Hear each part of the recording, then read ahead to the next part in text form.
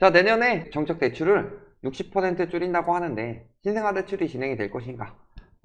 줄이는 대출이랑 늘리는 대출이 조금 다르긴 합니다. 근데 미국 CPI 하락으로 돈나무 언니가 내년 미국 금리 3월에 대대적으로 인하할 것인데 금리 인하 맞물려서 대출이 더 풀어질까? 이런 이야기를 합니다. 그래서 일단은 정책 대출 줄이는 것부터 한번 봅시다. 자, 내년에 특례 보금자리론 또는 안심 전환 대출 이런 것들을 60%를 줄인다. 그 이유는 가계빚이 폭증했기 때문이다. 이런 이야기를 합니다. 그래서 금융당국이 보금자리론을 비롯한 내년도 정책 모기지 공급 규모를 올해보다 60% 가까이 축소하는 방안을 유력하게 검토하고 나섰다. 지금 내년도 정책 모기지 공급 규모를 21조 원 수준으로 운영하는 방안이 논의되고 있다. 공급 규모가 올해 50조 원 달할 것으로 예상되기 때문에 60%가량 축소가 되는 거고, 여기에는 보금자리론, 특례 보금자리론, 디딤돌 대출, 안심 전환 대출 이런 것들이 들어가는데 문제는 디딤돌 대출에서 줄일 거예요. 그러니까 특례 이런 데서 줄이는 거죠. 요거 특례 정부에서 말한 게 한도가 몇 년이었다? 1년. 올해 1월 30일에 특례 보금자리론 발표 내용을 보면요, 일단 한시적으로 1년간 운영한다고 그랬어요. 근데 이게 긍정적인 효과냐 부정적인 효과냐 이 부분을 확인해 보셨을 때 긍정적인 부분보다 부정적인 부분이 훨씬 더 컸죠. 가계부채 증가를 이끌었죠. 1월에 특례 보금자리론이 풀리고 2월에 특례 보금자리론을 통해서 대부분 많은 사람들이 대환대출을 받으면서 급매물들이 사라지니까 3월부터 주택담보대출을 중심으로 가계부채가 늘어나기 시작했죠. 이게 특례 보금자리론의 폐해고, 이 부분에 대해서 한국은행도 IMF도 지속적으로 경고를 했었죠. 그러니까 특례 보금자리론이 1년간 한시적 운영이 됐던 것이 폐지가 된다면, 폐지가 될 가능성이 굉장히 높죠. 이미 일반형은 폐지가 됐고 우대형만 남았는데 이런 것들이 폐지될 가능성이 굉장히 높아진다는 소리고, 논의 배경에는 정책 금융상품이 대출을 부추기면서 가계부채 부실을 키웠다. 이 이야기는 굉장히 많이 했고요. 부실 우려가 아니라 부실을 키우고 있는 거예요. 지금 매달 5, 6조 원대 증가폭을 기록하고 있는데 은행권 주담대가 한 40조 원 가까이 늘어났죠. 근데 특례가 얼마나 늘어났어요? 41조. 그러니까 아예 일반형 취급 중단하고 그 다음에 50년 주담대 40년 DSR을 먹이고, 그럼에도 불구하고 효과가 미미하니까 정책 모기지 공급을 대폭 축소하는 방안이다. 즉 정부에서 정책 대출을 통해서 부동산 살리기를 하려고 그랬는데 막상 부동산은 살려졌냐? 안 살려졌죠. 서울 거래량 기껏해야 4,000건밖에 안 나왔는데 서울 여태까지 평균 거래량이 한 6,000건 정도 된다고 그랬어요. 3분의 2 수준이죠. 그럼에도 불구하고 가계부채 증가는 굉장히 폭증을 했죠. 그 이유가 2020년, 2021년에 영끌이란 단어가 왜 나왔냐? 현재 내가 벌고 있는 돈, 모아둔 돈으로는 집을 살 수가 없고 여기에 대출을 엄청나게 끌어들여서 해야만 내 집 마련이 가능하니까 영끌이라는 단어가 형성이 된 거죠. 근데 가격이 그 이전만큼 떨어지냐, 2019년 수준까지라도 떨어졌냐? 그렇지도 않은 상황에서 집을 사라고 정책들을 펼치니 당연히 대출을 많이 받을 수밖에 없죠. 집값은 떨어지지 않았는데 소득은 거의 오르지 않았죠. 그런 상황에서 집값은 엄청나게 고점에 가까운 상황이기 때문에 대출을 많이 받을 수밖에 없는 거예요. 거기에 이제 DSR 우회해준다고 하니까 DSR에 막혀서 못 사던 사람들이 사는 거죠. 그리고 DSR 때문에 죽어나던 사람들이 지금 특례 보금자리론으로 갈아타가지고 금리 낮춰가지고 금매 더 안 나오게 한 거죠. 그러니까 대출이 늘어날 수밖에 없는 상황을 만들어낸 거다. 그런데 이게 여러 분석을 통해서 특히 다른 데도 아니고 한국은행에서 아예 찍어서 이야기를 했죠. 부동산 부양정책이 가계부채를 폭증하게 만들었다. 그 대표적인 사례가 특례 보금자리론과 50년 주담대가 있다. 이런 이야기를 하니까 그러니까 정책대출을 줄이는 거예요. 다만 신생아 대출이 진행이 되는 것이냐? 요거는 진행이 될 것입니다. 왜냐면은 신생아 대출 자체가 받기 힘들다. 신생아 대출이 뭐예요?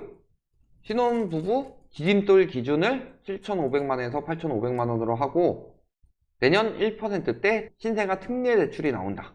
이런 이야기가 나온 거예요. 그러니까 뭐라고 보시면 되냐면 신혼부부 디딤돌 대출에 신생아 특례를 넣은 것이다.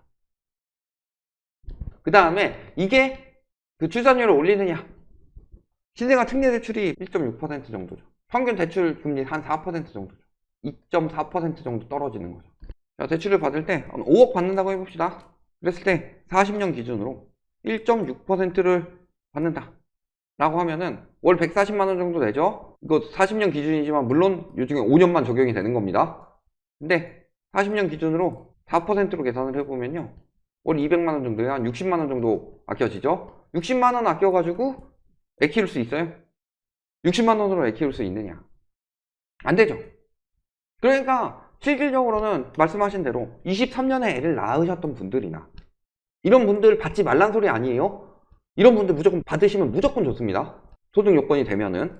그러니까 애를 낳았거나 혹은 지금 임신 중이신 분들 혹은 임신을 계획하시는 분들 이런 분들이 받는 것은 좋다. 하지만 이것을 받기 위해서 애를 낳는 거는 진짜 말이 안 된다.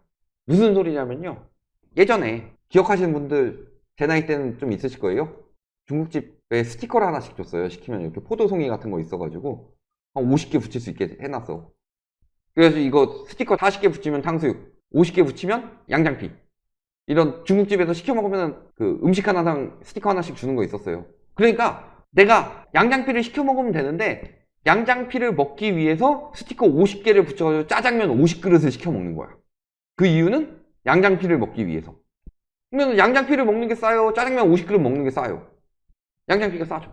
혹자는 이런 말 할 수가 있습니다. 짜장면 50그릇에다가 플러스 양장피니까 이게 더 좋지 않냐. 이렇게 보일 수 있겠는데 내 목적은 오로지 양장피예요. 그러니까 애 낳아서 좋은 점도 있어요. 애를 기르면서 좋은 점도 있지만 유지비가 짜장면 50그릇 정도는 들어간다. 거기에 이제 추가로 양장피 하나 준다는 소리예요. 그러니까 그냥 대출 받는 게 아니다. 그냥 양장피를 시켜 먹을 수는 없고 50그릇 시켜 먹어야만 양장피를 준다. 그러니까 내가 양장피를 먹기 위해서 짜장면 50그릇을 시켜 먹겠느냐. 이런 상황이 되는 거예요. 애를 낳으면은 유지비가 60만 원만 들어가겠냐. 그것도 5년이 아니라 20년 이상을 길러야 되는데. 물론 애를 낳을 계획이 있는 사람들한테는 도움이 되는 정책이 맞지만 애를 낳을 계획이 없는 사람들이 굳이 애를 낳으면서 받을 대출은 아니다. 근데 22년 기준으로 생각을 해봤을 때 22년보다 23년에 출산율이 떨어졌어요. 근데 22년 기준으로 48만 명 나왔죠. 그러면 48만 명 다 5억씩 내준다고 하더라도요 120조예요. 근데 올해는 더 줄었죠. 내년에도 더 줄 거죠. 저게 엄청나게 부동산 시장을 띄울 수가 있는 그런 대출이냐. 이런 거고. 그 다음에 여기 돈나무 언니가 내년 미국이 저분은요. 캐시 우드. 돈 나무죠. 내년에 대규모 금리 인하를 할 것이다. 산업 전반 디플레 진행 중이고 내년 물가 하락할 것이다. 일단 물가 하락할 것은 맞아요. 그리고 내년에 금리 인하는 점도표에서 4차례에서 2차례로 줄였죠.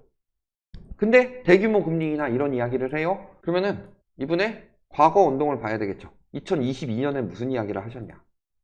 4.5% 넘으면 연준의 긴축 완화를 자신했다 라고 이야기했는데 이미 5.5%죠. 그리고 상반기로 가볼까요?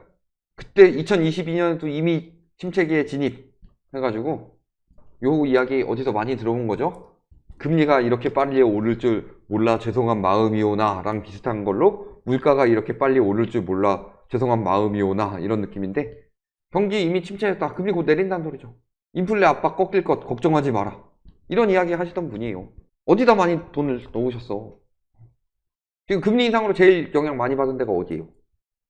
금리 인상하면서 제일 많이 폭락했던 거 솔직히 코인이죠. 그 솔직히 코인은 유동성 지표이기 때문에 그러니까 코인 시장 많이 투자하신 분 아니에요.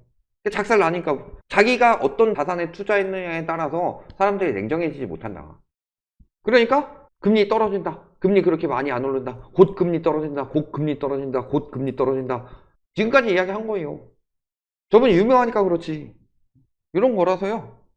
요 이야기는 돈나무 언니 이야기를 들을 게 아니고 오히려 그렇게 따지면 그 JP모건 회장은 7%까지 오를 가능성도 있다고 하는데 요런 게 중요한 게 아니라 우리는 누구를 주목해야 된다? 항상 파월 플러스 FOMC 이 연준들 요게 핵심이 2024년에 많이 떨어뜨려도 기준금리 5%다 라는 거죠.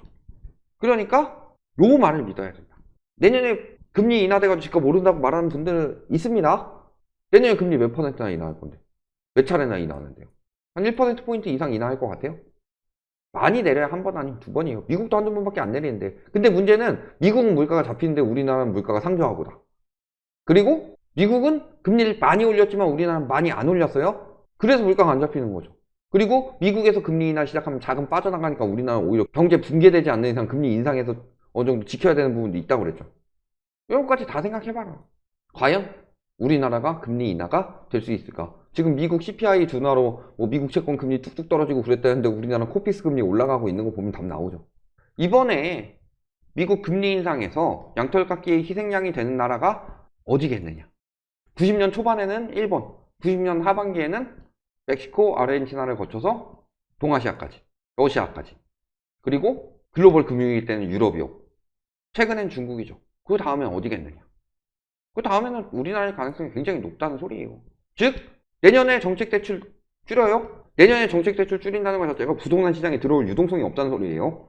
부동산 시장에 유동성이 못 들어오고 신생아 특례 대출 같은 경우는 제약이 너무 크고, 그러니까 작년에 안심 전환 대출도 신생아 특례 대출만큼 25조나 풀었는데 효과 없었잖아요. 안심 전환 대출 효과 없으니까 나온 게 특례 보금자리론인데, 그러면은 내년에 부동산이 부양이 되겠어요? 아니면은 부동산이 부양된다라고 해가지고 열심히 부동산을 모은 사람들이 부양신이 되겠어요? 이런 거 보시면 답 다 나온다. 이미 10월부터 개작살 나는 것들이 나타나기 시작했는데 이게 지표로 나타나는데 약간의 시간이 걸릴 뿐이지, 이미 올해 10월부터 붕괴는 시작됐고 내년엔 점점 더 가속화될 수밖에 없다. 여기에 정책 대출까지 막혀버리면 부양했던 사람들은 그냥 부양신 되는 거예요. 이렇게 보시면 답 다 나온다. 여기까지 말씀드리겠습니다.